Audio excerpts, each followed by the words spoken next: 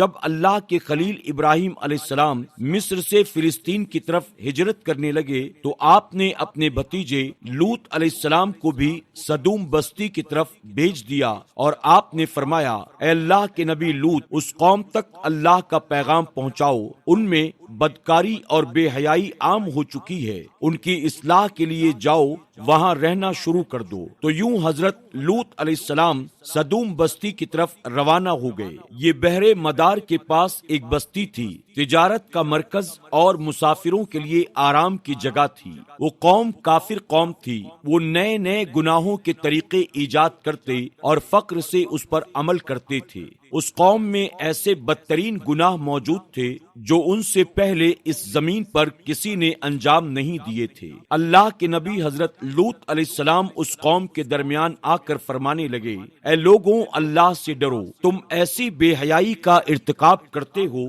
جو تم سے پہلے اس جہان میں کسی نے نہ کیا ہو، اپنی عورتوں کو چھوڑ کر مردوں سے اپنی حاجتوں کو پورا کرتے ہو۔ اگر تم گناہوں سے باز نہیں آئے تو ان قریب تم پر اللہ کا عذاب آئے گا۔ وہ پوری قوم ہنستی رہی کہ یہ دیوانہ کہاں سے آ گیا ہے، ہم کسی عذاب کو نہیں مانتے، اگر تم واقعی سچے ہو تو دکھاؤ کیا عذاب آتا ہے۔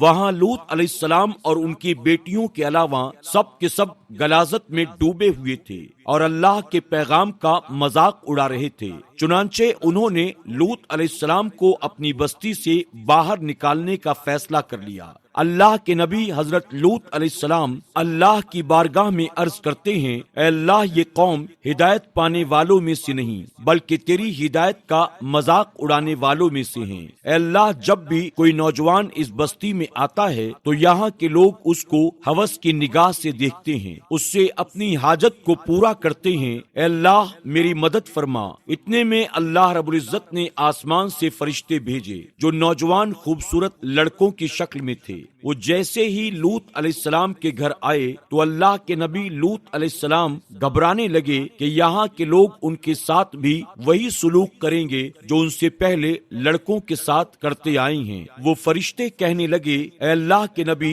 گھبراؤ نہیں، ہم اللہ کی طرف سے آئے ہیں۔ اور جبرائیل علیہ السلام فرمانے لگے، اے لوط علیہ السلام، اپنے گھر والوں کو لے کر اس بستی سے چلے جاؤ، کیونکہ صبح اس بستی پر اللہ کا عذاب آئے گا، اور اس بستی سے جانے کے بعد پیچھے مڑ کر کوئی نہ دیکھے، ہم تیرے پورے گھر کو اللہ کی پناہ میں رکھیں گے، بچا لیں گے سوائے تمہاری بیوی کے، کیونکہ وہ پیچھے رہنے والوں میں سے ہوگی۔ افسوس، اللہ کے نبی لوط علیہ السلام کی بیوی نے جب ان لڑکوں کو دیکھا تو اس بستی کے لوگوں سے کہنے لگی کہ ہمارے گھر کچھ خوبصورت نوجوان آئے ہیں، کیا تم نے ان کو نہیں دیکھا؟ ان کا حسن ایسا ہے جیسا تم لوگوں نے پہلے کبھی نہیں پایا ہوگا۔ اتنے میں بستی کے کچھ لوگ حضرت لوط علیہ السلام کے گھر پہنچتے ہیں۔ حضرت جبرائیل علیہ السلام نے ان کو ایسی ضرب لگائی کہ وہ تمام کے تمام اندھے ہو کر واپس وہاں سے جانے لگے اور زور زور سے دھمکیاں دینے لگے، اے لوط، ہم تم سے کل نپٹ لیں گے۔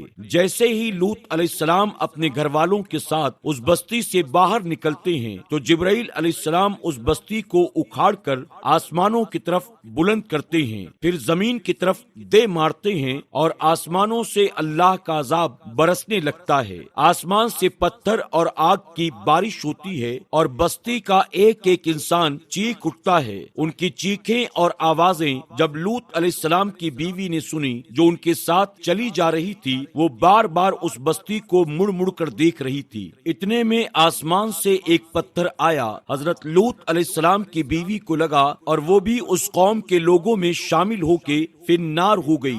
آج بھی حضرت لوط علیہ السلام کی قوم پر آئے عذاب کے نشانات زمین پر موجود ہیں تاکہ انسان غور و فکر کرے، بے شک اللہ جو چاہے وہ ہو کے رہتا ہے۔